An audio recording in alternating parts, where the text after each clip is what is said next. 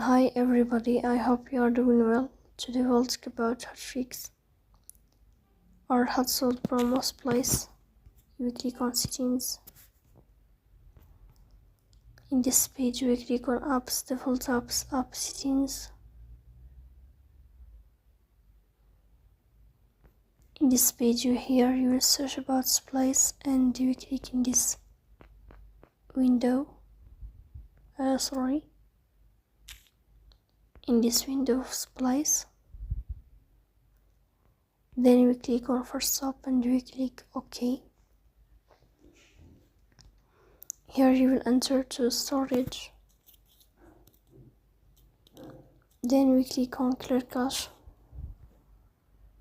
Here will turn off your Wi-Fi and you will turn on your Wi-Fi again to fix that problem. So please don't forget to support us.